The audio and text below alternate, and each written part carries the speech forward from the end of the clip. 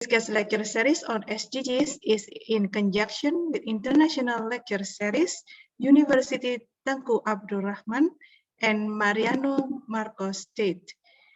I'm Desi. I'm from ITS Global Engagement, and I will be your Master of Ceremony and moderator today. Today, our session would be with special speakers.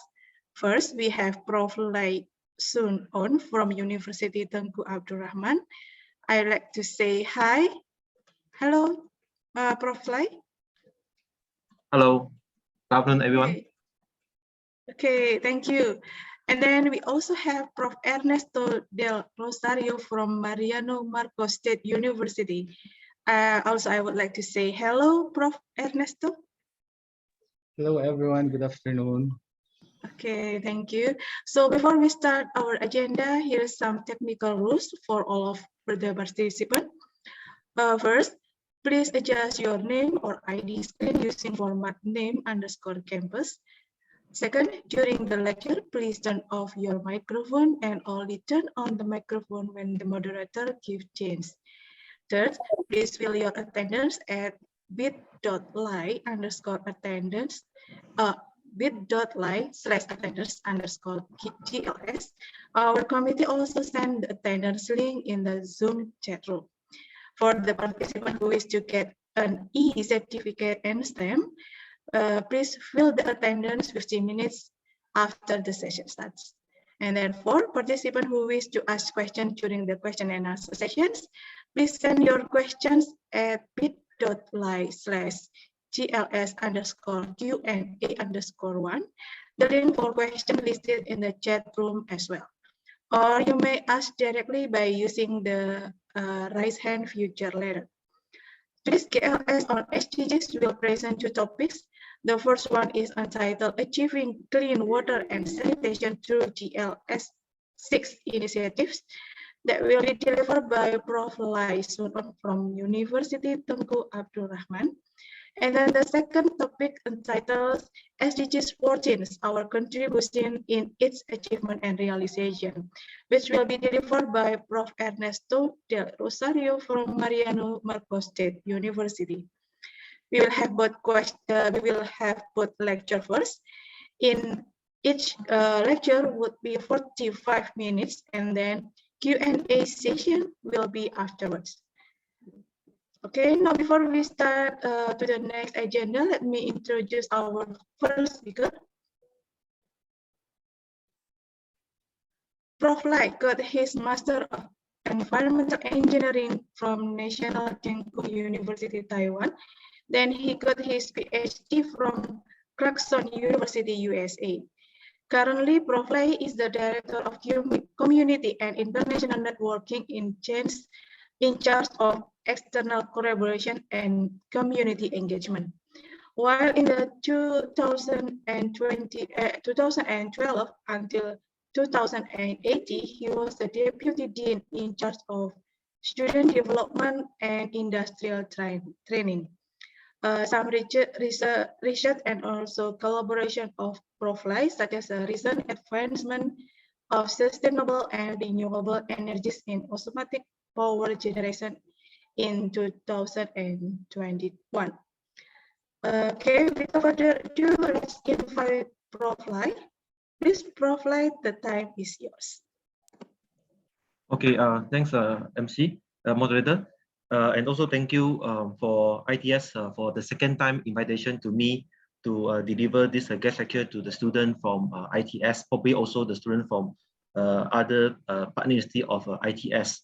And I believe some of you may be also aware that last November, University Tengku Abdul Rahman actually organized one international forum on discussing the collaboration. So I think this international lecture series is also one of the initiatives being discussed during the forum, and we are happy to see that ITS also take really aggressive initiative to organize this IOS with Utah and also other partner university. Thank you again for invitation. So let me share. Sorry, wrong button. Let me share my screen. Okay. Will you see my PowerPoint? Yeah, we can see Okay. the screen. Okay. All right. Okay. Let me start. Okay. All right. So my title is on achieving the clean water and sanitation through SDG 6 initiative. So the talk, okay, lasting for about 45 minutes, right? No more than 45. So I will be focusing on some, just brief you about the learning outcome from my speech, and I'll give some very basic idea about the water treatment, wastewater treatment, and also sanitation. So I expect that the student today attending this talk may not be only from engineering background. It could be also from other business, art, or and other backgrounds. So I just give you some ideas what actually would be the main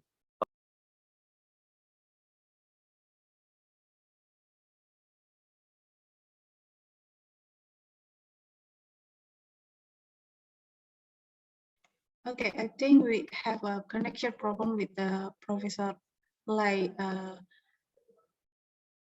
internet connection. Maybe we will wait just for a moment.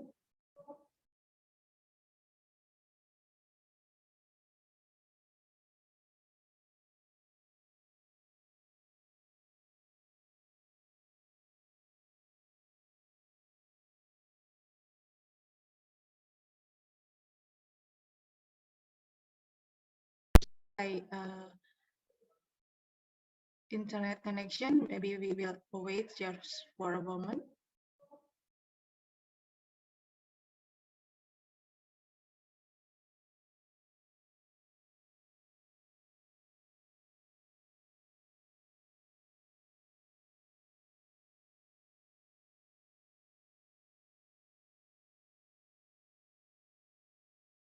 Like internet connection. Maybe we will wait just for a moment.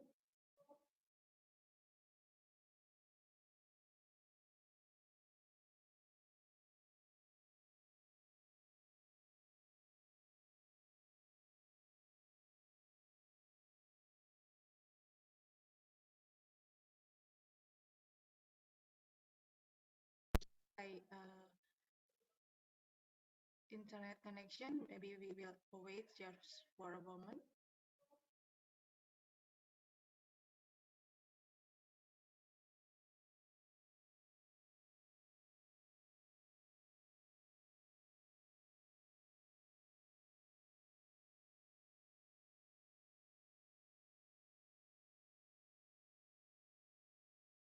Like internet connection. Hello, Prof. Ernesto. Are you still with us? Yes, ma'am. Maybe because Prof. Lai have internet trouble, maybe we can start with your presentation first. Okay, ma'am. Yeah, is it okay for you, Yes, Prof. ma'am. Ernesto? Yes, Okay. ma'am. Okay, let me read your CV first. I will introduce you. Yes, ma'am. Maybe because Prof. Lai have internet trouble, maybe we can start with your presentation first. Okay, ma'am. Okay, ma'am. Yeah, is it okay for you, Yes, Prof. ma'am. Ernesto? Yes, ma'am. Okay, let me read your CV first. I will introduce you. Okay, so Prof. Ernesto got his Master of Science in Fisheries or Aquaculture from University of Philippines, Visayas. Then he got his Bachelor of Science from Cagayan State University. Currently, Prof. Ernesto is the project leader of Nursery of engaged in hands-on and development program at Mariano Marcos State University. He was also experienced as university research assistant in the University of the Philippines, Visayas at 2016. Then at 2020, he was extension project leader at polyculture of tilapia and clams in the Ponds Cagayan State University. Other than that, he also got the achievement as the best invention disclosure, remote operated automatic feeder of Finfish Aquaculture at 2016, and the best paper in aquaculture mechanism of milkfish culture operation. Okay, without further ado, I will invite Prof. Ernesto. Hello, Prof. Ernesto, please, time is yours. Thank you, ma'am, for that generous introduction. Can I share my screen, ma'am? Yes, sure.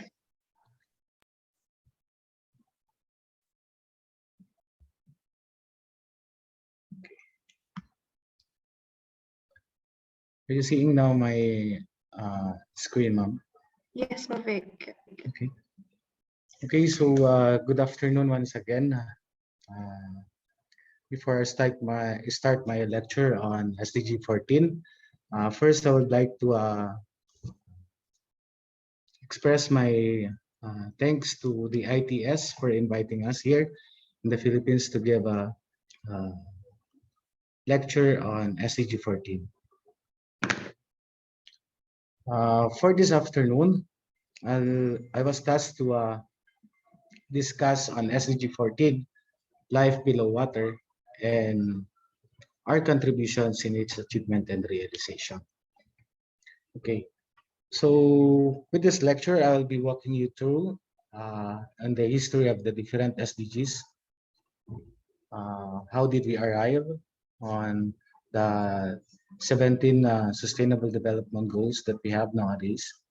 And then we'll work. I will also be presenting some of the problems and some of the contributions of the different life below water.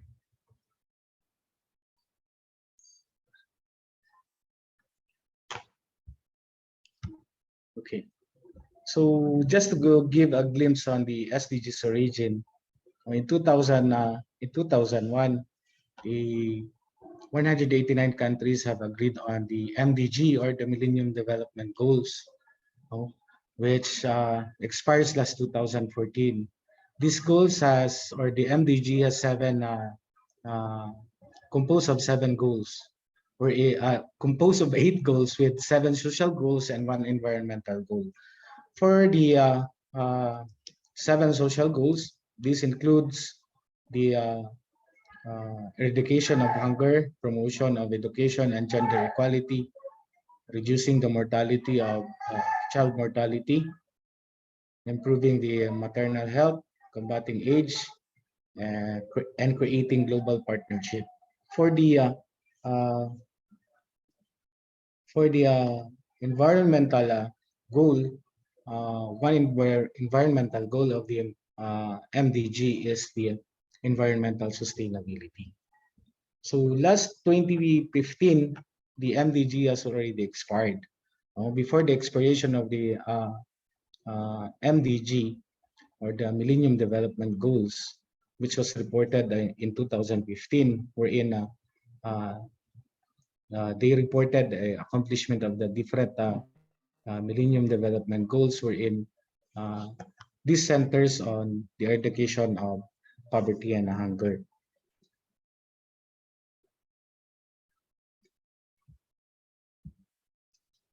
Okay, so in 2012, the Sustainable Development Goals was born through the United Nations Conference on Sustainable Development in the Rio de Janeiro in Brazil. So from the MDGs, wherein 189 countries has agreed on these different millennial development goals. In 2012, in the creation of the Sustainable Development Goal, 193 countries has agreed in the new Sustainable Development Goals in September 2014.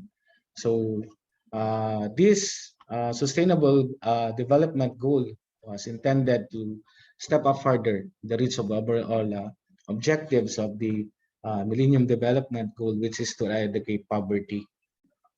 So for the SDGs, this will also last for 15 years, which will be ending this 2030. with 17 goals and 169 targets and 232 indicators. So among these 17 goals, this includes the no poverty, zero hunger, good health, well-being, the quality education, the gender equality, the clean water and sanitation, which will be discussed later by Prof soon, affordable and clean energy, the decent work, the industry innovation, reduce inequalities, the sustainable cities, climate action, and eventually my topic for today, which is the life below water. And that includes again the life on land, peace and justice, and partnership for goals.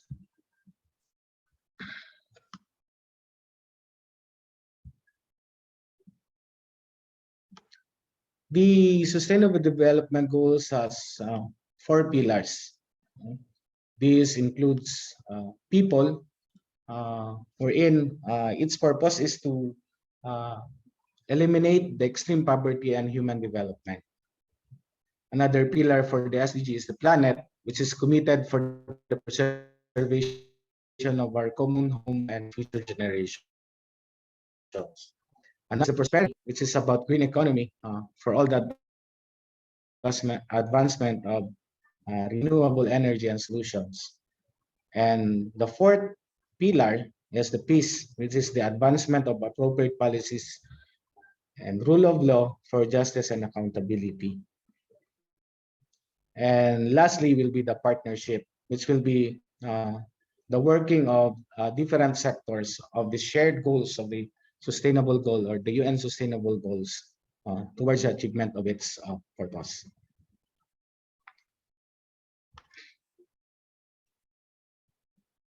Now, let's talk about the SDG 14 which is the life below water. What's the role or the purpose of this life below water? Life below water. Okay, the main purpose of this SDG 14 is to conserve and sustainably use the world's oceans, seas, and marine resources. Now, why do we need to conserve these oceans, seas, and marine resources? Anyway, that's a big question nowadays.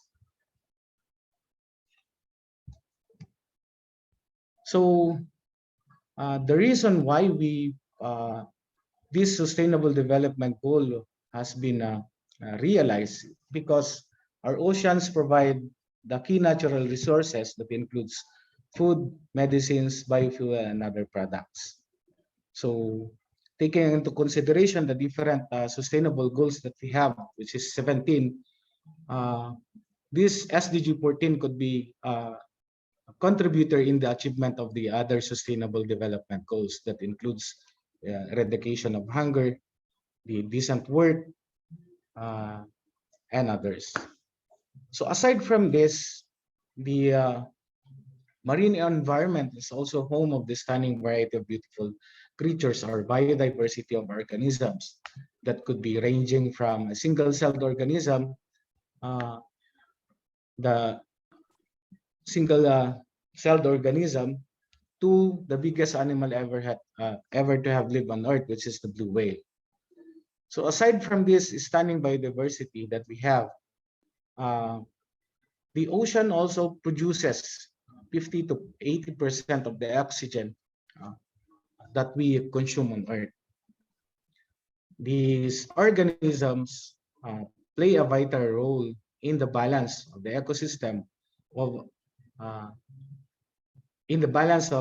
ecosystem here in Earth. So these organisms will play a great role in the breakdown and removal of waste and pollution, and they serve as coastal ecosystem that acts as buffer also to reduce the damage of storms, which these organisms includes the mangroves and corals in the marine environment. Another, another thing that why we need to conserve this oceans and marine environment that we have is this coastal and marine resources contributes to the global economy with a $28 trillion in the global economy.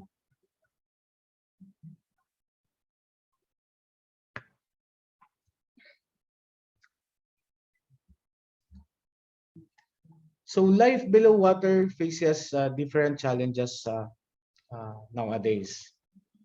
This includes pollution, degradation of the environment, overfishing, poor fishing practice, and habitat degradation, especially with the coral reef due to ocean acidification. There are several measures and solutions that could be provided in order to reduce or eliminate these challenges of the SDG 14. So this includes the creation of the marine protected areas in our marine environment, and also fighting climate change through the practice of sustainability or fishing sustainability. So for the SDG 14s, there are different targets for the SDG 14.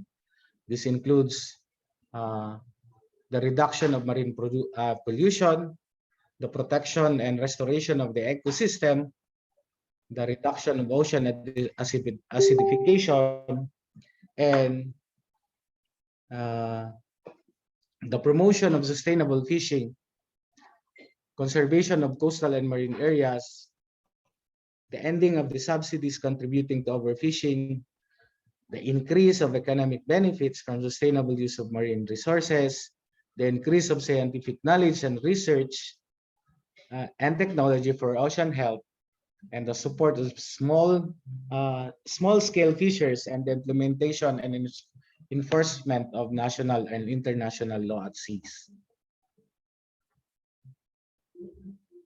So within this target, aside from within this target, we could contribute in the achievement of these different targets. Now, I'll be sharing some of our contributions here in the Philippines in achieving the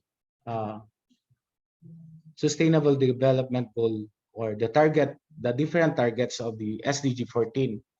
That includes sustainable fishing, the increase of economic benefits, the increase of scientific knowledge and research, the support to small-scale fishers, and the implementation and enforcement of laws. So I'll be sharing a small video clip on what we have done here in the northern part of the Philippines in terms of achieving the different targets of SDG 14.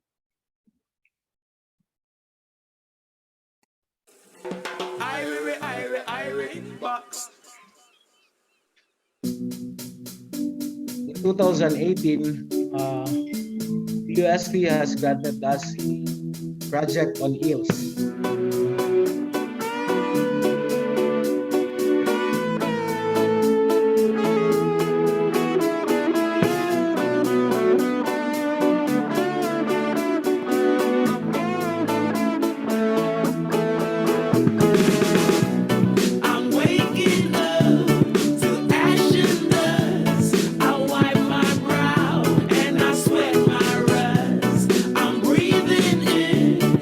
Chemical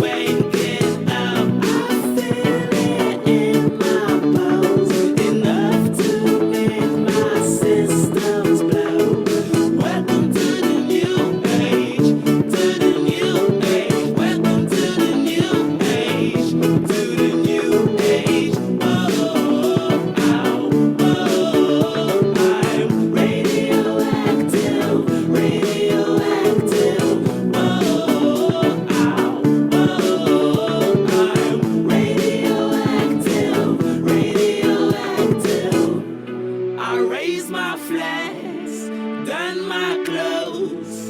It's a revolution, I suppose. We're painted red to fit right in. Whoa. I'm breaking in, shaping up, then checking out under prison bus. This is in the apocalypse. Whoa, I'm waking up. I feel it in my bones, enough to make my systems blow. Welcome to the new age, to the new age. Welcome to the new age, to the new age. Oh, I'm radioactive, radioactive. Oh, I'm radioactive, radioactive. All systems go. The sun hasn't died. Deep in my bones, straight from inside, I'm waking up. I feel it in my bones, enough to make my systems blow. Welcome to the new age, to the new age. Welcome to the new age, to the new age. Oh, I'm radioactive, radioactive. Oh, I'm radioactive, radioactive. Let's go. The sun hasn't died. Deep in my bones, straight from inside, I'm waking up. I feel it in my bones, enough to make my systems blow.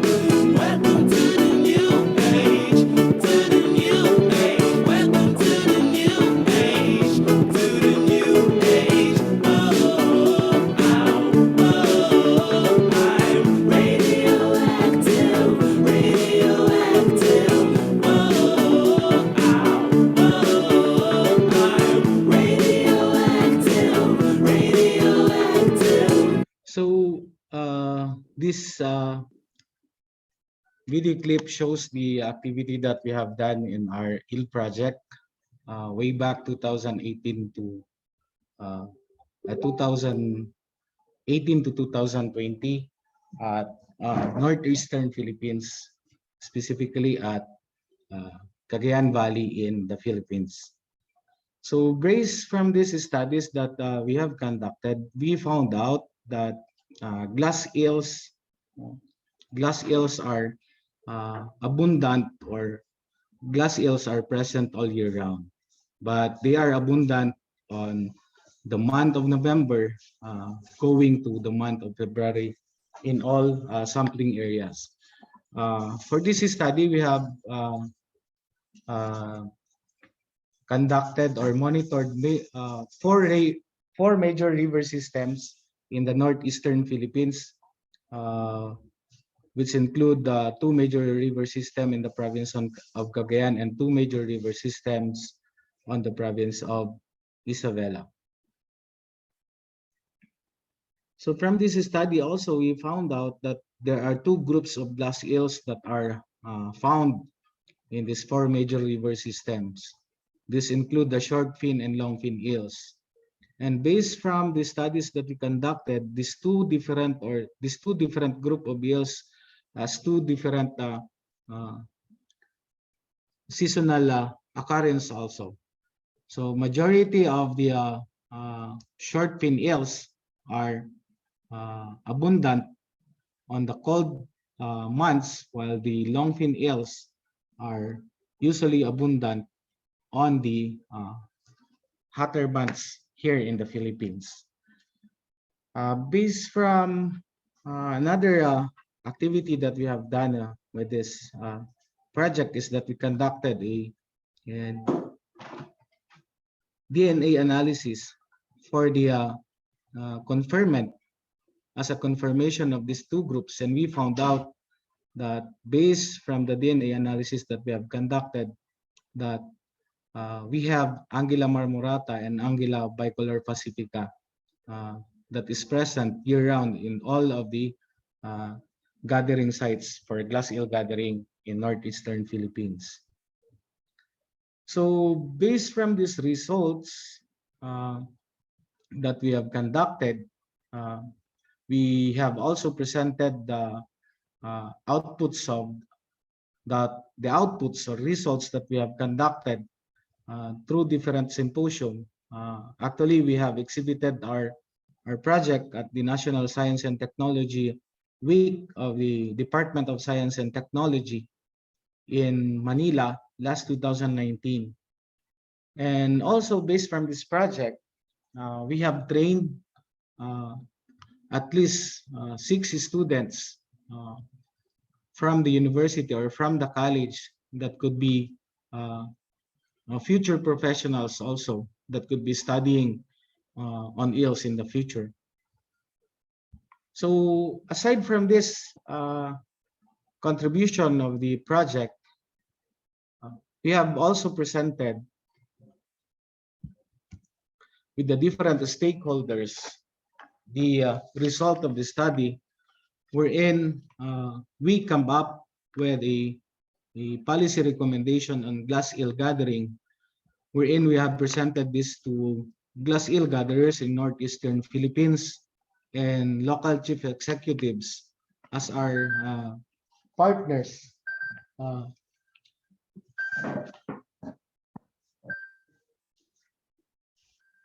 After the conduct of our research.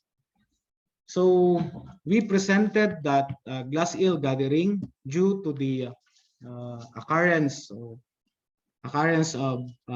bycatch of many high-value species or aquaculture species and other organisms, which is alarming. We come up with a policy recommendation that there should be a gear registration, the open and closed season for eel gathering, and also the gear restriction, wherein we have submitted this policy recommendation with the different local government units that we have partnered with. Another significant contribution of this project in the realization and achievement of this Sustainable Development Goal number 14, or the life below water, we have also presented the result in different conferences. We have presented this in the last 13th Curusio Science Symposium in Tuguegarao, Cagayan. Same also with the International Conference on Fisheries and Aquatic Science recently, last 2021. So aside from these activities that we are doing in contributing to the achievement of the SDG 14 here in the Philippines, another project that we have done is the mechanization of milkfish culture, operation. One of the problems of the milkfish industry here in the Philippines is the occurrence of overfeeding and feed wastage, and that causes massive fish mortality, especially in major provinces here in the Philippines that produce milkfish. To give an example of this province is the province that is experiencing this problem in this industry is the province of Pangasinan in the northwestern side of the Philippines. So they usually experience massive mortality of milkfish in fish cages, and with these problems, we have come up with a solution wherein we applied mechanization and automation of milkfish culture operation. Now I'll be sharing again one of our output from this project through a simple video clip. Irie, box.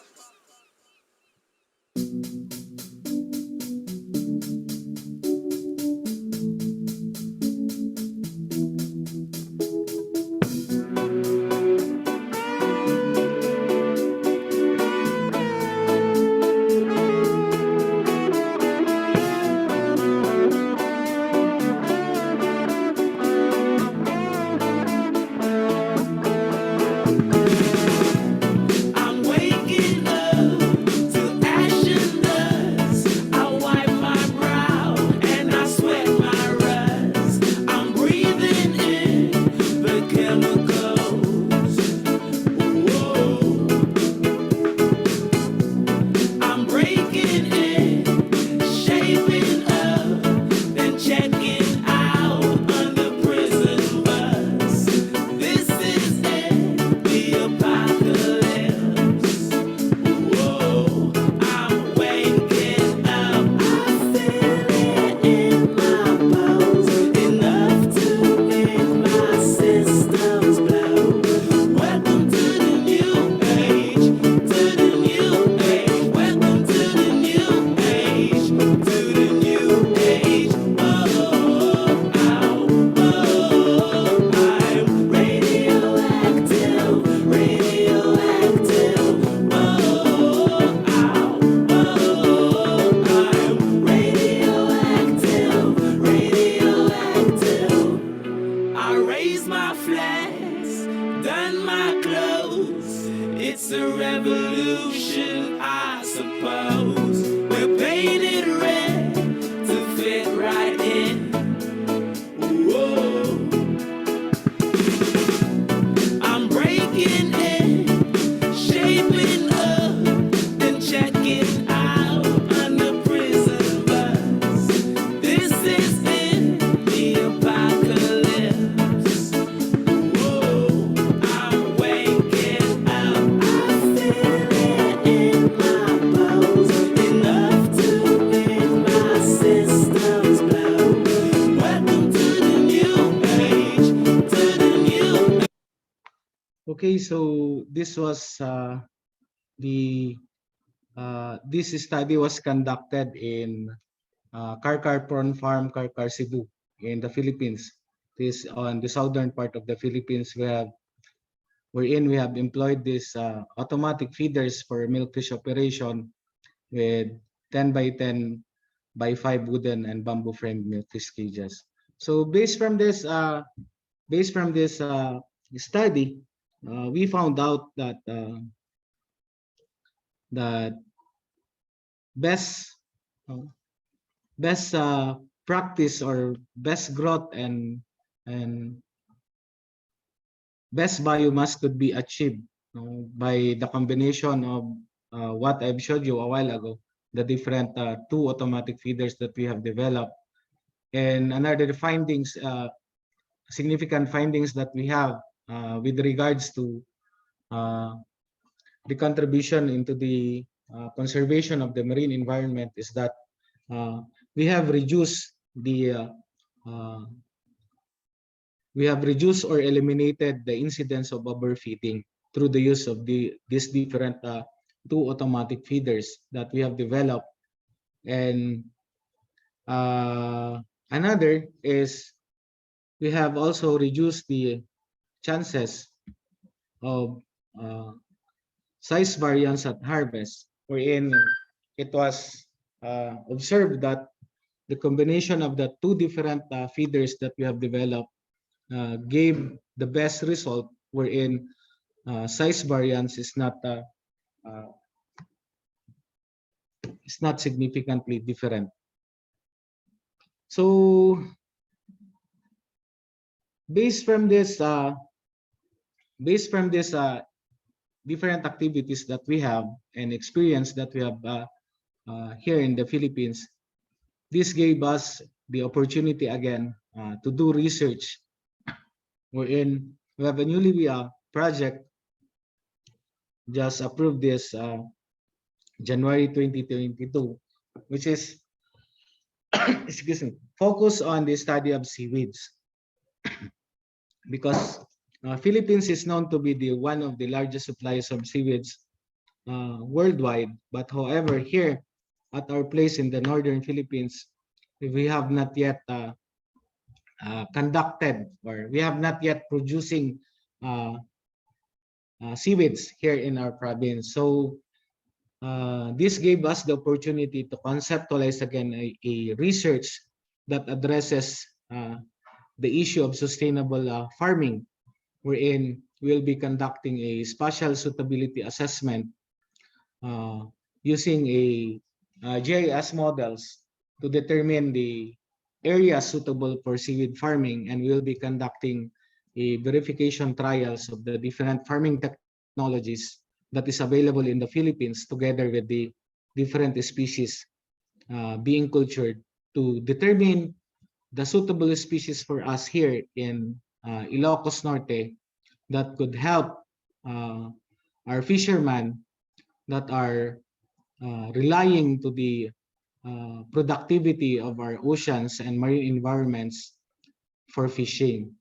And we all know that and aware that's why this sustainable development goal was developed, because of the alarming state of production of our marine environment, wherein we are experiencing the declining fish catch from the early 50s until now.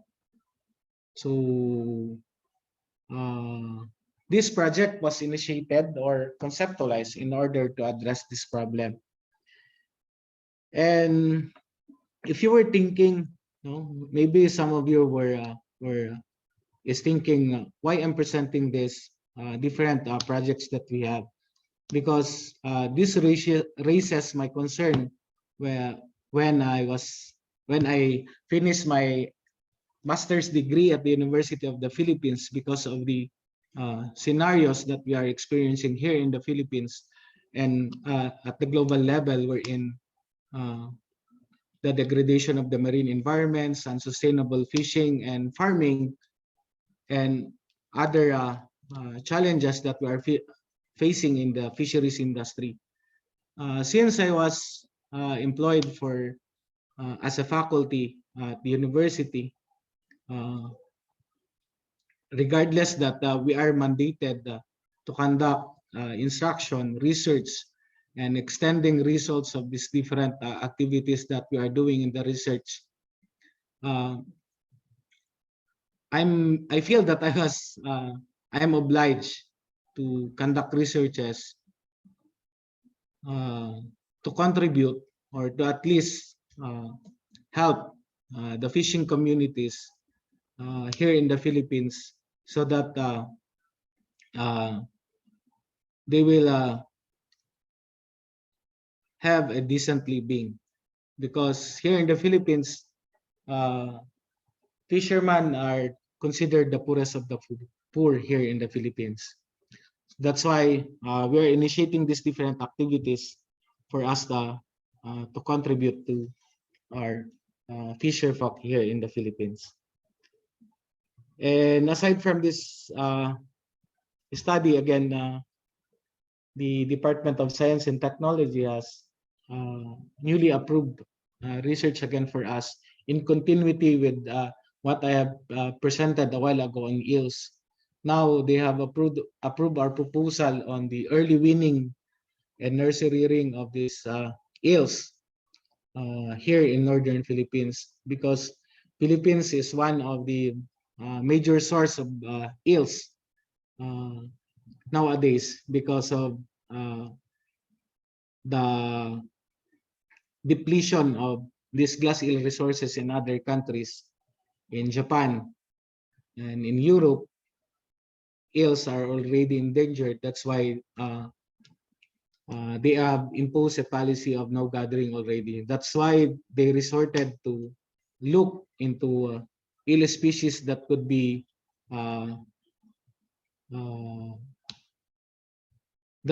alternative for them for aquaculture purposes.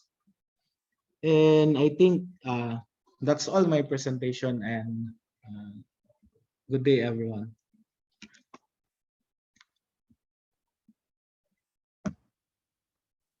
Okay, thank you. Thank you, Prof. Ernesto, for your amazing lecture for today's session. And Prof. Ernesto, you bring to us to my attention, to our attention, that actually aquaculture is very interesting area, as well as milkfish, especially milkfish. And also your video is also enlightening us regarding the conservation of milkfish. So for the participants who would like to ask your question, probably you want to ask a question directly, you may use the raise hand feature as well. And also now we would like to open the Q&A session. Since Dr. Lyson On still haven't able to join with us, we would like to open the Q&A session. And for Miss Desi, please guide us to our Q&A session. Thank you. Okay, thank you, Ms. Diaz. For Professor Ernesto, we have one question from ITS. Oh, I have two questions. I have Aulia Harumi. Do you want to directly ask your question to Prof. Ernesto? Aulia?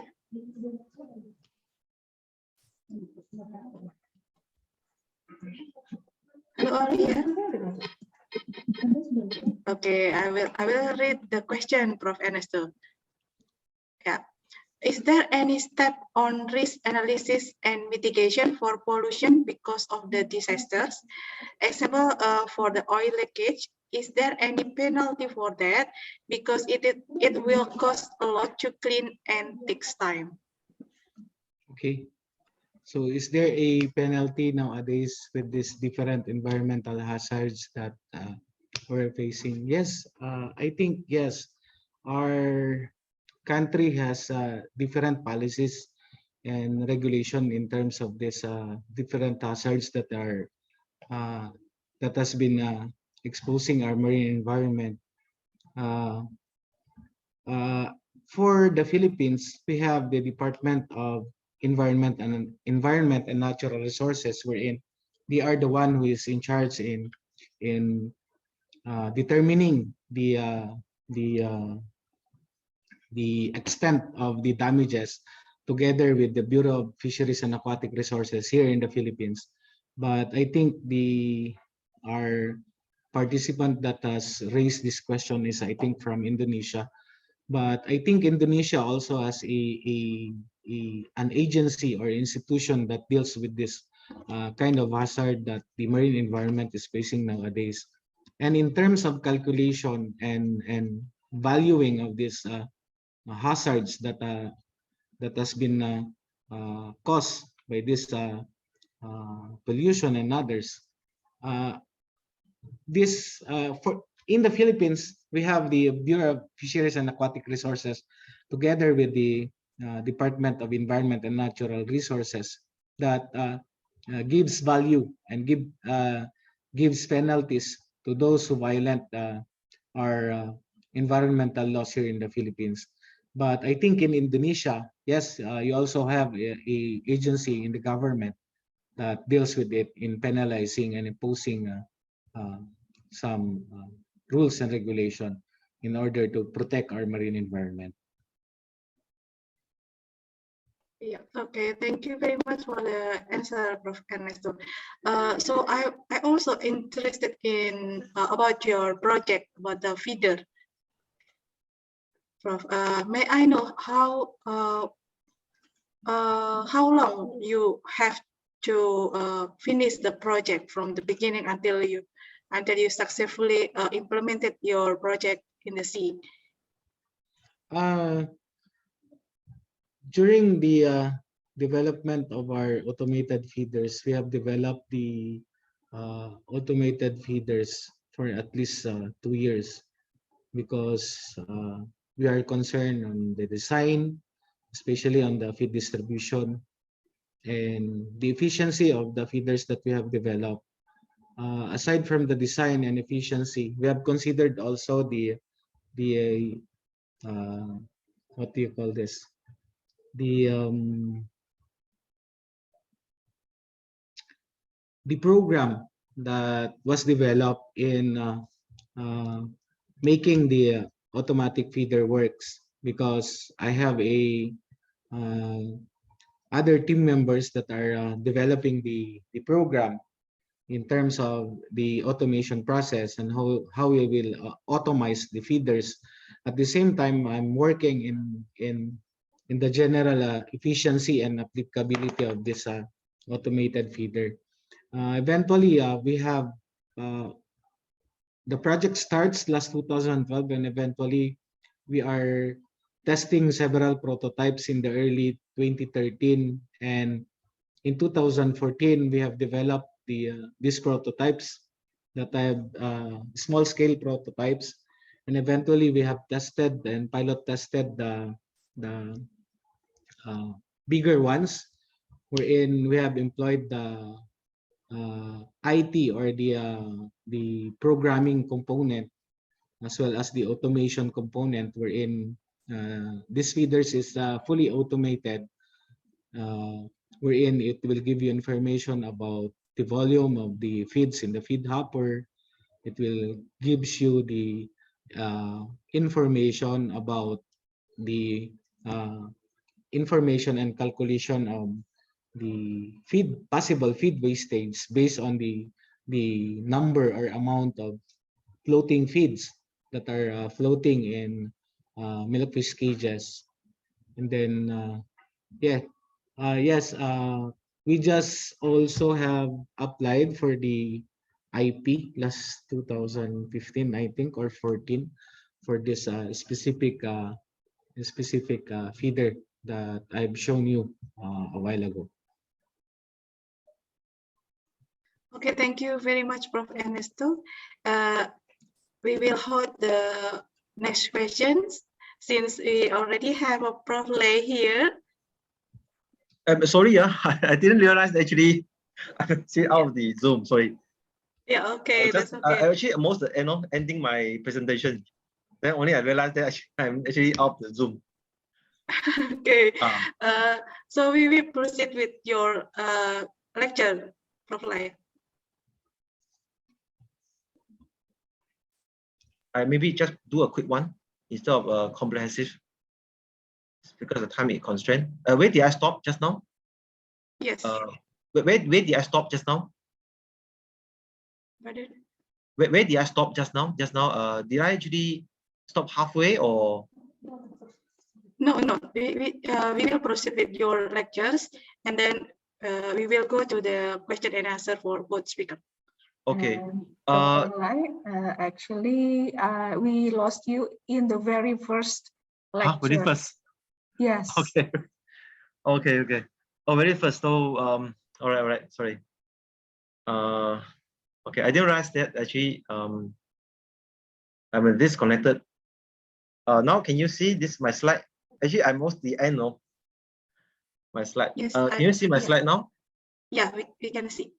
Okay. Maybe I just because time constraint, I will just maybe highlight the 10 points from my presentation slide. Okay. All right. So I hope that through my my talk, the student will learn some basics, principle and target and indicator of SDG and 6, and also understand the global status of SDG 6 indicators, and also try to find out some good global initiative for these issues.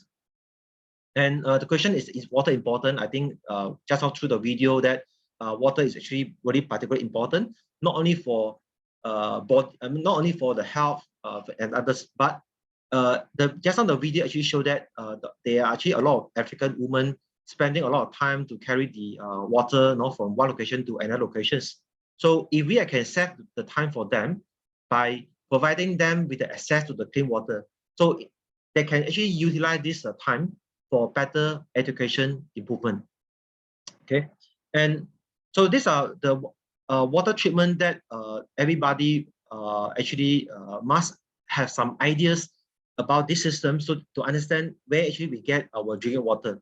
So basically, the sources of our drinking water come from rain, lake, and also river.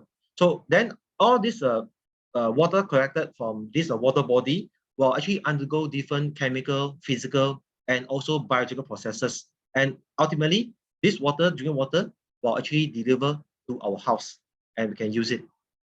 So the water treatment. And one actually, you consume the water, we also generate the wastewater. So this wastewater have to actually also go through the similar like physical, chemical, and biological processes. Then only this water are safely disposed to the water body. Okay. And meanwhile, throughout the wastewater treatment processes, sludge, which is also considered as a biosolid, is also generated. So we spend a lot of time, energies, resources, to treat this wastewater.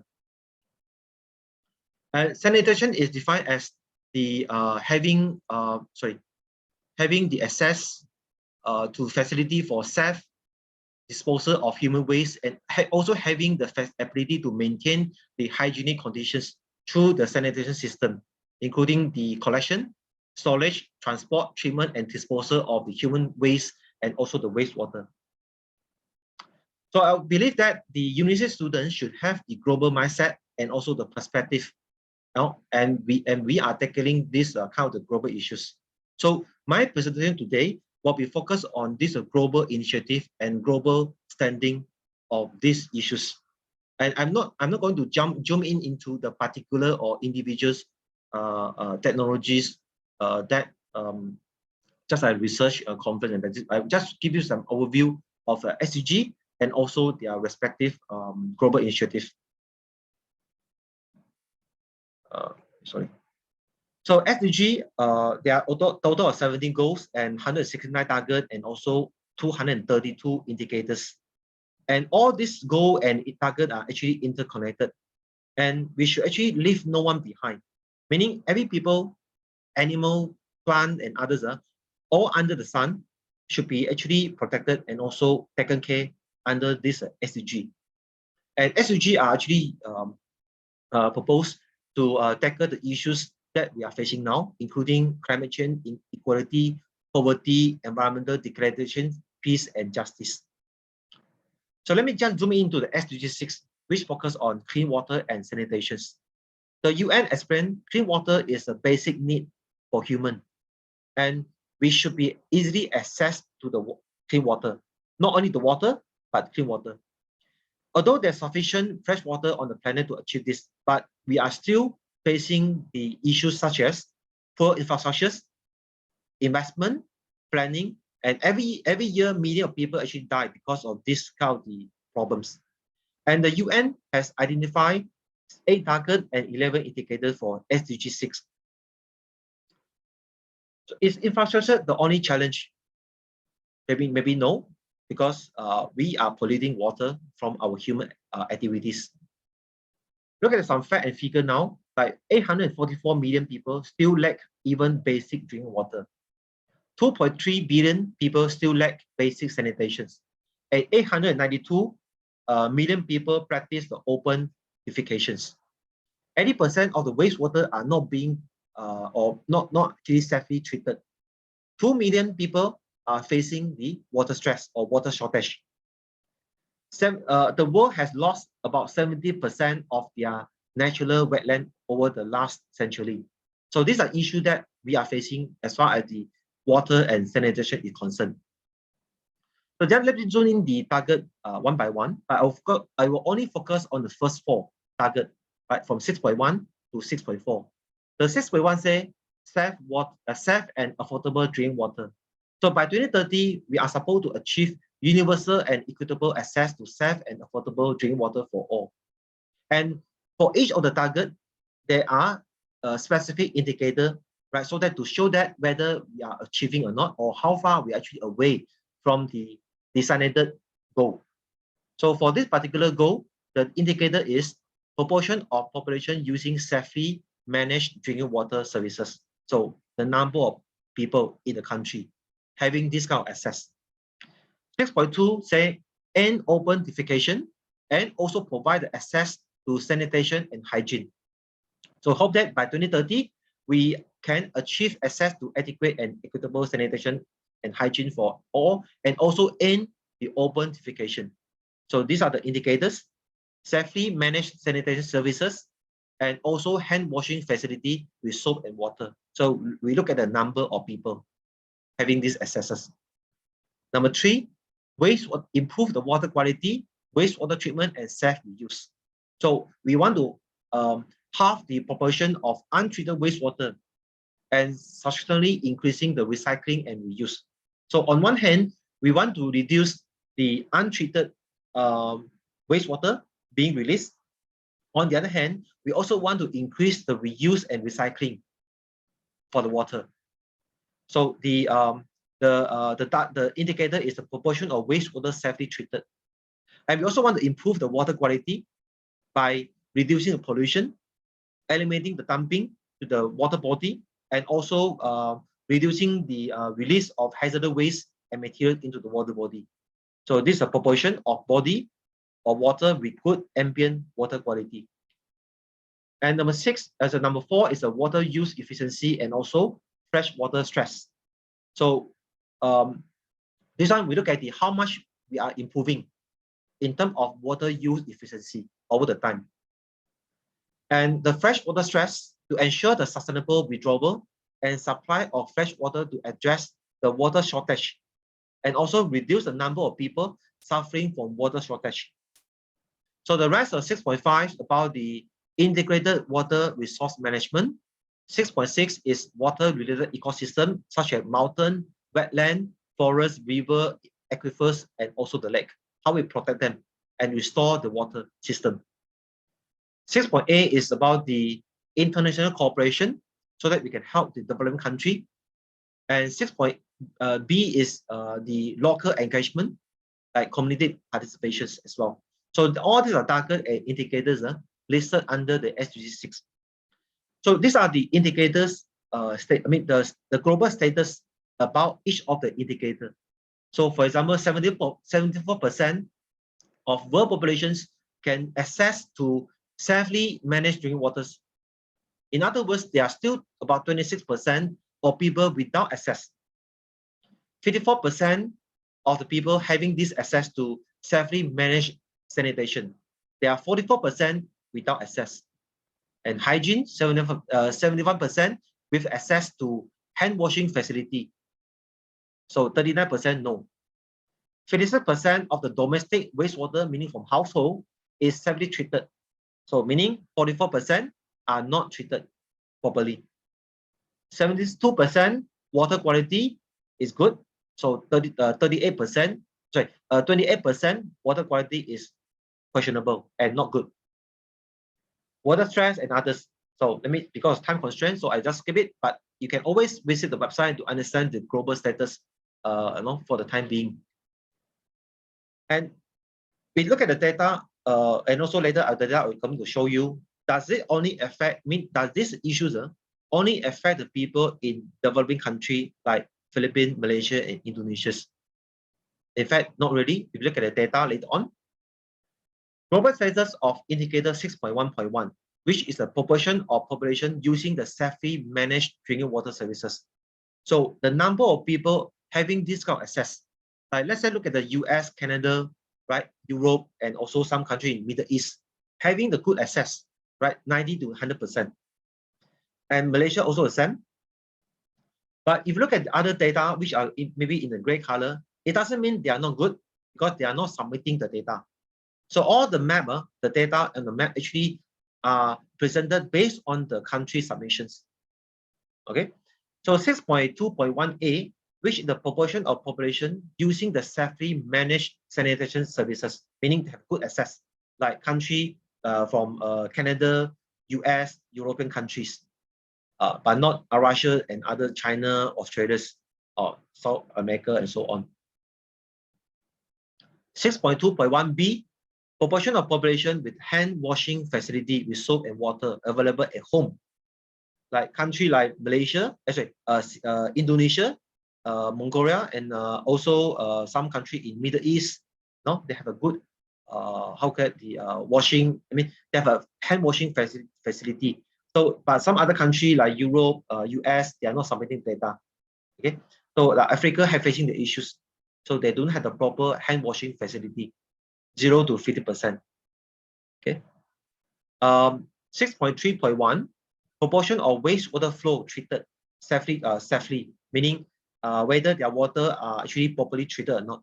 Like country like South America, some country in Africa, India, Middle East, Russia, and also some other other country in East Europe. So they're having the issues in their wastewater treatment. And country like Canada, US, Europe, Australia, like also Malaysia, right? No issues because 75 to 100%. I mean, less issue. I wouldn't say no issue, but less issue compared to some other countries. 6.3.2, proportion of body of water with good ambient water quality. How good their water quality is. Okay, so like country like Canada, Russia, Australia, and some country in Africa having good water quality. Okay, and last one, 6.1.4, change in the water use efficiency all the time. So the larger the value, meaning the better. Okay, the larger the value, meaning the better they are doing in terms of the water use efficiency. So like country from Europe, right? So they have more than 80%, more than 80. Okay. And 6.2.4, level of water stress, fresh water withdrawal as a proportion of available fresh water resources. So this sentence means, for example, let's say you have $100 and you spend $80 a day, right? You only left $20. So you actually at high risk because you have only 20% left. So this is called fresh water withdrawal as a proportion of available fresh water resources. So if 100 meaning those are purple color, maybe the dark double color and yellow color, I mean the red color, meaning that this country at high risk because they are facing the water shortage. While the country from, let's say, China, some country in European country, they are maybe a bit better. And Malaysia, for example, and many countries in the world, Africa, South Africa, North America, Russia and Australia, Malaysia, right? No issues. I mean, less issue, right? Because 0 to 25%, no water stress. So all these indicators, right? Although just the data I show you that some countries have a better performance, some countries still have actually experiencing some water and sanitation issues. So I believe that we as an individual or engineers or some others are entrepreneur. So there are still room for us to improve the issues. The Indian researchers actually identify some challenges. For example, the competent person, policy implementation, financial issues, the people behavior, the social position, social inequality, and also technology issues, poor design, poor operation, poor maintenance, okay, and others. Here, okay, I'm going to share with you some of the global initiatives. So, like for example, every year we are separating 2 important days which are relevant to sanitation and water. The first one is a World Water Day, which is on 22nd March every year. It's called World Water Day. And for this particular year, the theme is a groundwater, to make the invisible visible. So for information, we have only 2.5% of water classified as fresh water, meaning this fresh water actually is readily accessible and not necessarily is readily for drinking purpose. Well, the other like 97.5% are salty water. You need to spend a lot of energy and money in order to remove the salt from the salty water and then become drinking water, right? So nowadays we still focus on drinking water. Although some country like Singapore, Middle East, they have those sanitation plant, those desalination plant to remove the salt from the sea water, right? They have that kind of technology and also capacity to do it. But if we only can extract the water from surface water like lake and also the groundwater, I mean the ground ice and others, so we have only a total of 2.5%. And out of this 2.5, no, there's only 1.5 out of 2.5% is considered as surface water, which is actually much readily to be accessed. So now the issue is, almost all the liquid waste fresh water in the world is groundwater. And on one hand, many places, human activity overuse the groundwater, or maybe this human activity will pollute the groundwater. But on the other hand, we may not know where it is, and also we don't know how much it is. So groundwater will play an important role in adapting the climate change, right? So because climate change will cause an issue, for example, the heavy rain in some places, but will also cause some water shortage in some other places. So for these kind of places, groundwater may play the critical role, right, to provide alternative water supply. So we need to work together to manage these precious resources, which is groundwater. The second day is called World Toilet Day, which is celebrated on 19 November every year. The UN had actually declared the right to water and sanitation, which is a human right. 3.6 billion people live without access to safely managed sanitation. Toilets are actually underfunded, poorly managed, and this account of the issue will actually create the negative consequences for health, economy, and also environment. And research has shown that for every single dollar spent in basic sanitation, will actually give return up to $5 in safe medical costs and increased productivity and also job creations. So this will be the value added if we are invest in better sanitation system. The other third global initiative called Water Action Decade from 2018 to 2028, which is a global initiative from UN to accelerate, to make it faster for the world to achieve the SDG 6 as soon as possible. And this decade will focus on the sustainability and also integrated solution for the water resources, so that we can achieve the social, economic, and environmental objective. And we also focus on implementations and promotion of related program and project, and also focus on the cooperation and partnership at all levels, so that at global level we can achieve the global initiative together. And the other initiative also come from UN, which is the SDG 6 Global Acceleration Framework. So this framework will actually propose five initiatives or approaches, namely financing, data and information, which could be actually openly accessible by all the parties, capacity development to train the future talents or maybe the competent person for this industry, innovation, which are smart, which are green, and which are also energy and also water saving technologies, so that you can improve the water and sanitation resource management and service delivery by using the IoT, AI, machine learning, and so on. Governance, right, international and also national corporations. So I don't think I will spend time on this each of the example, but just to let you know that this can be accessible by you if you can download this so-called the manual, right, regarding this framework, right. So for example, they focus, like say, they give example on how we can actually use the governance to provide the safe and affordable drinking water. Okay, like promote integrated water and sanitation solutions, and also using scientific basics, using some those scientific method like isotope. Okay, and also create this kind of map as well. Innovations, how we can actually use the innovative idea to reduce the water loss and also non-revenue water. And also using the high-tech space technology to improve the water management and water resource sharing internationally. And also using the innovation method for improving the water quality, wastewater treatment, and also safe reuse. And also open the data to all the stakeholders. And the other approach is called sanitation safety planning, which is a step-by-step to guide the all level people, including the government, NGO, contractors, individuals, how we can actually take the step-by-step risk-based approach to assist in the implementation of local level risk assessment and also management for the sanitation service chain. Right? Service chain means from the collection, transport, storage, until the disposal of the waste.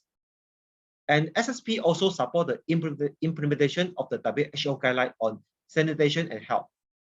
SSP process can coordinate stakeholders along the sanitation chain and prioritize the improvement and system monitoring based on risk health on the health risk. So this is another approach. And last but not least, the other approach or initiative come from the individual NGO. Okay, so Charity Water is one of the NGO that I would like to share with you, and also what actually they are doing, and also their vision and missions. So just let me play a 1 minute video to you so that you understand what who they are and actually what they are doing. Let me share again because I think I missed out the video. Let me share again. Sorry.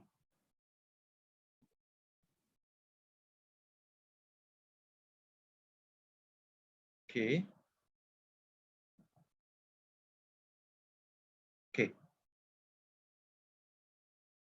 No one, no man, no woman, no child should ever have to drink green water with bugs, with algae, with disease in it. Bad water and a lack of toilets kills more people than all the wars in the world. We know how to bring clean drinking water right now to every single person on earth.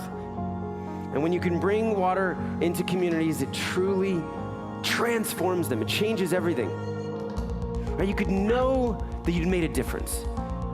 You could know that you had truly impacted the life of a family, of a community, of a region.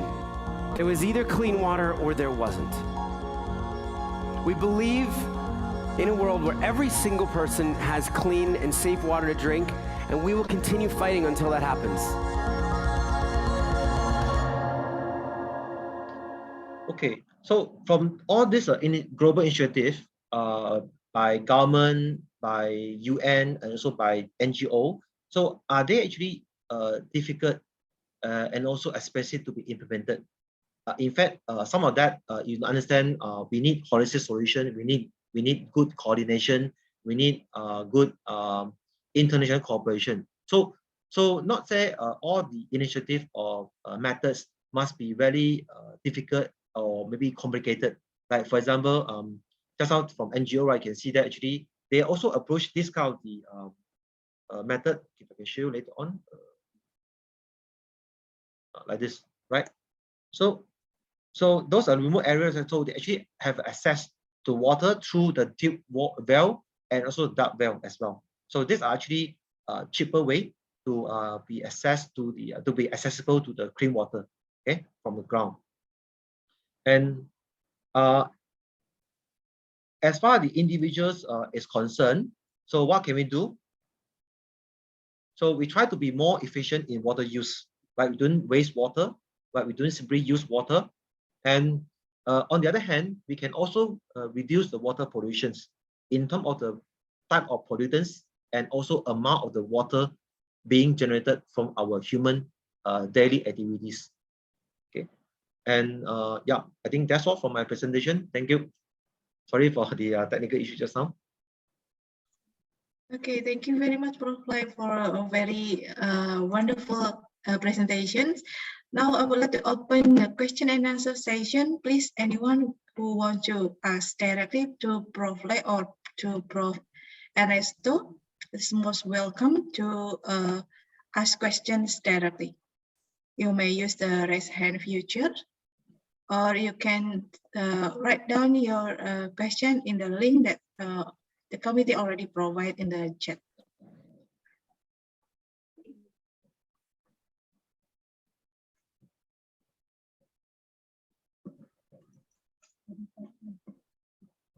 Okay, maybe I want to ask to Prof. Regarding the safe water in the in your campus. Is there any policy in your campus regarding how to save the water? Okay, I think the simple approach would be you educate the users I mean our university staff and students by putting up some slogan and also reminder through the mail through our mail we call the mail master email to all, so that people are aware that we should actually conserve the water usage and the water resource.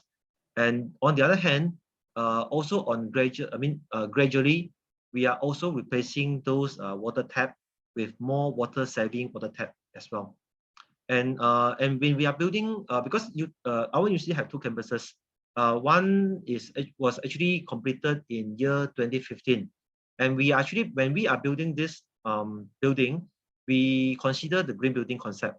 So we have the rain harvesting system in our building. So we can use the water from rain for watering and also from toilet flushing. Yeah, and these are some of the action that we are taking.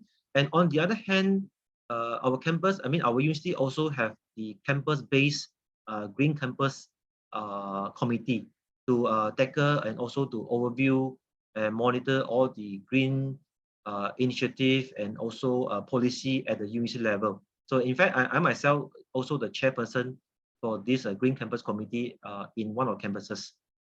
Yeah. So these are some initiatives to tackle not only for water but also other environmental issues as well. Yeah. Yes. Yeah. Okay. Thank you very much. That's very nice step to save the water in the campus. Okay. Maybe I will invite other participants to ask the questions. Wait.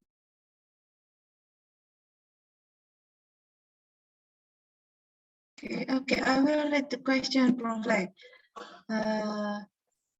As you stated earlier that some challenges in SDG 6 are institutional challenges, financial, society, and also technological. In your opinion, what challenges has the most urgent impact to be solved? Sorry, your last word, the last few words, can you repeat? Which challenges has the most urgent impact to be solved? Okay. I think to me, there are two parts. One is the mindset or maybe the culture change, because we just simply use the water sometimes for no reasons, and also overuse, or maybe we generate because we use different kind of chemicals during our daily life, right?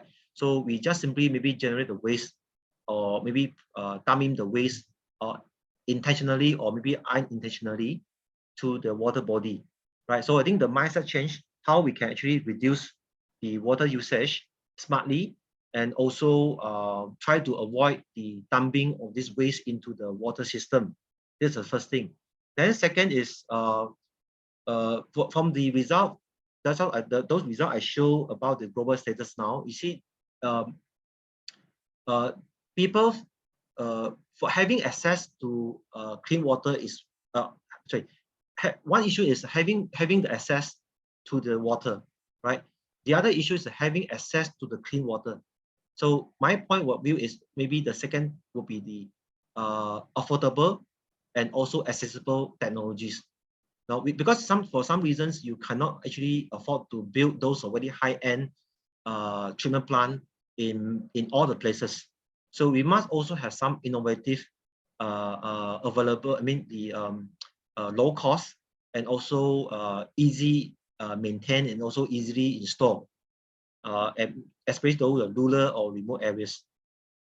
Because we still have come to the objective of this SDG goal, right? Which actually leave no one behind. Okay, so when that's why because I'm also academic, so when I actually for some time actually when I design my assignment, so I look at the student, not only the individual but as a global citizens. So how that they also understand that when you are proposing the idea or solutions, not only for, let's say, Malaysians, but also for the global, right? So that your ideas or your approaches can be also adopted by people from other country, and also people maybe from from lower class, or maybe without the good access to certain resources. Yeah. So this is my idea. Thank you. Okay, thank you, Prof. Lai. Maybe Prof. Ernesto want to say something regarding the lecture. Yeah. Okay, ma'am, thank you. Thank you, Prof. Lai, for the very informative lecture that you have given us. I think for me, in terms of the challenges that we have here in the Philippines, thinking for the Philippines and by experience that we have here in the Philippines, sometimes these challenges has been uh, we have seen this and we are experiencing this every day, especially for the SDG 14. We see plastic garbage and other garbages along the coastal environments. Although we are doing some initiatives just like the coastal cleanups, doing information drives, and other related activities. Sometimes the big problem is within the government itself. Although we have a very good initiative and a very good purpose in some of our activities, but our government sometimes doesn't seems like or doesn't support our initiatives. So to give a an example of this is the initiative on seaweed culture. Um, this seaweed culture is a sustainable farming technology. So this is very sustainable if result of the research that we will be conducting will be positive, and this could be disseminated with the uh, fishing communities wherein they could be the reliance to fishing could be lessened, and the uh, the impact of overfishing, illegal fishing, and other illegal activities uh, that affects the marine environment could also be lessened because this fisherman or the fishing communities has an alternative livelihood. But sometimes it's very hard for us to create a linkage and collaboration with the different local government units because of the so-called bureaucracy thing. Different local chief executives has different what do you call this, different focus. If they are on agricultural farming and they sometimes disregard fisheries as a key player in food production, in poverty alleviation and others. So what we do in the academy is regardless of the support that we are having with our local chief executives, we find ways for us to connect with them, for us or for them to appreciate what we are doing. And so far, despite of these challenges, uh, with these strategies that we are doing nowadays in trying to be friendly in such a way that they will not, we could not hit their ego sometimes. So we try to be friendly in such a way that they could support us. And eventually, if we are uh, we have the perseverance in pushing and trying to achieve the goals that we are doing in supporting the different sustainable goals or the UN sustainable goals that has been developed. I think um, we could have a big impact in the future. And for the students that uh, are not yet uh, inclined with researches, just like what Prof. Lai and other lecturers that has been invited by the GLS through the ITS. Uh, there's a lot of things that you could done by starting to discipline ourselves in terms of disposing our garbages properly, by not dumping it in our environment, especially in our marine environments, by selecting products that are from good farming practices or sustainable practices and others. And most importantly, by disseminating informations also that we have been learning from the different workshops, trainings that we are attending.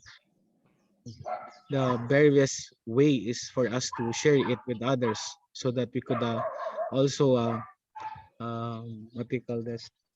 We could also uh, give them the informations that we have taken from the different activities that we have attended with. That should be all. Okay, thank you very much, Prof. Ernesto, for a very nice sharing with you. I do agree with the small step that we can do. Let's proceed with a small step from ourselves.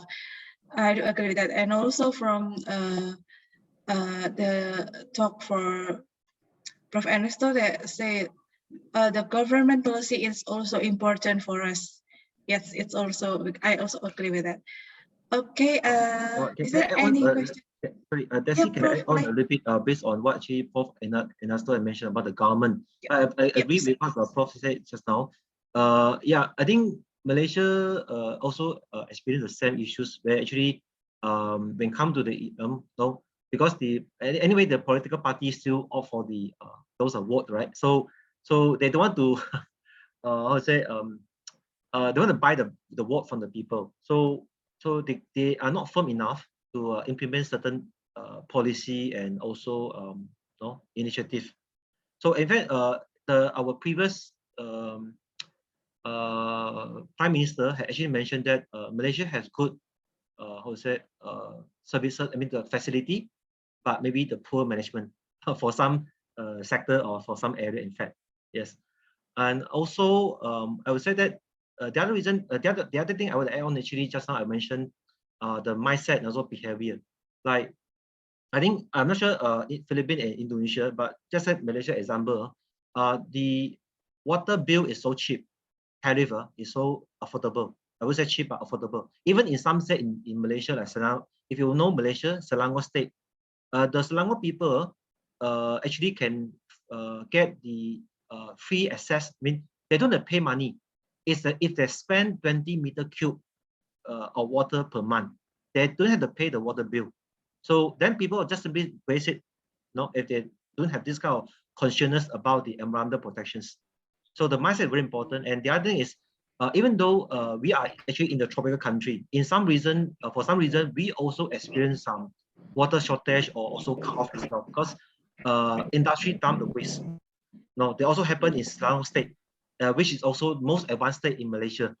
So those are irresponsible industrial dumping to the water body, to the river also happen from time to time. Yeah, we have to shut down the dam, all this thing. Yeah. Yeah, I think the individual must take some initiative. For example, just I mentioned, save water or reduce the waste. But those are people here mainly are university students. When sooner or later they will join the industry, so they have to also educate their employee, their colleague, and also their boss. So how to take those green initiatives to change the whole work culture and also bring in the sustainability, green initiative to their working environment. I think that's an important message. I mean, also initiative from ITS by introducing the SDG to them while actually they are still studying at the university. Yeah, this is a good approach. Thank you. Okay, thank you very much, Prof. Lei, and also Prof. Ernesto. I think that's all. Yeah. Thank you very much for all the lecturers who already gave a very enlightening lectures regarding the SDGs. And then we'll proceed with the next agenda, that is certificate awarding. Okay. Maybe before that, we can use the raise hand feature to give a warm applause to the lectures, to the speakers today. Thank you. Thank you very much. Thank you.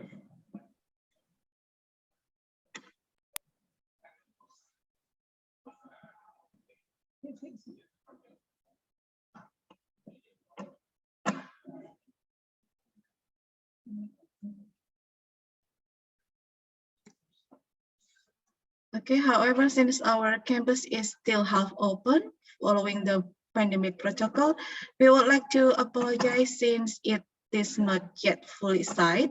We will send the soft file version of the certificate sooner in the future, and we will also send it to your postal address.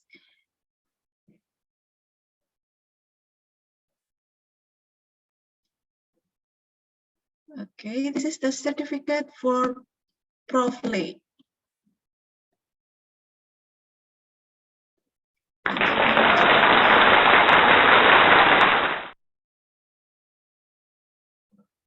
Yeah. And then the next, this is the certificate awarding for Prof. Ernesto.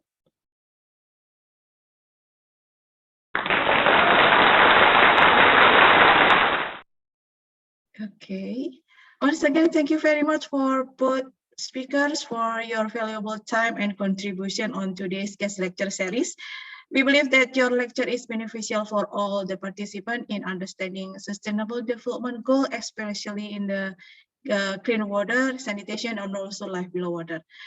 Now, before we end our lecture today, we will invite all the participants as well as the honorable speaker to have group photos. Yeah.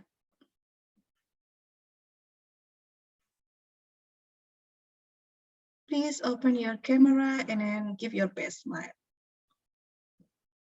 Okay. I will count 1, 2, 3, smile. Okay, the second page. Okay, 1, 2, 3, smile. Okay, thank you very much. For the participant, please fill the feedback form to the link bit.ly/GLS_feedback. Then you can also see it on the Zoom chat room. And also, please be reminded that the participant who will get the stamp are the participant who come on time, join the event from the beginning until the end, and then fill the feedback form. Okay, for tomorrow and Thursday, we will also have 2 sessions of Get Lecture series. The first one is SDGs on affordable and clean energy, also SDGs on climate action. We have 3 great speakers, such as Dr. Sampon from Prince of Songkla University, Prof. Subimal from Indian Institute of Technology, Bombay, and Dr. Siba from University of Malaya. And then the second one, it will be on Thursday.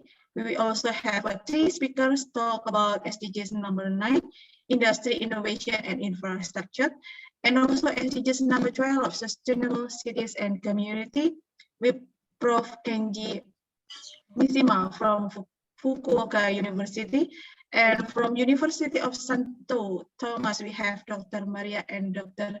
Raquela Lego. Okay, don't miss that wonderful session. Okay, we would like also to remind all the participants, please don't forget about the first assignment of TWIL. TWIL is that's what I learned, should be submitted by March 18, 2022, close at 4 p.m. GMT +7. And then the second TWIL should be submitted by March 31st of 2022, also close at 4 p.m. GMT +7. The worksheet can be found through the bit.ly/form_TWIL. Please submit your worksheet through the bit.ly/GLS_TWIL. Thank you very much and happy SDGs learning. Finally, we have reached the end of today's agenda. Thank you very much once again to the honorable speaker and also all participants from your attention and cooperation. We hope to see you again in the next agenda. Don't forget to follow our social media on Instagram at ITS International Office and also Facebook ITS International Office, and keep updated for all of our program.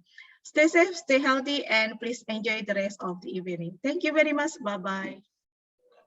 Thank you, Prof. Lai. Thank you, Ernesto. Selamat, Ma'am. Yep, thank you. Thank you very much, Prof. Lai, and also Bye. Thank you. Prof. Bye-bye. Ernesto. Thanks. Thank you, everyone. Thank you very much.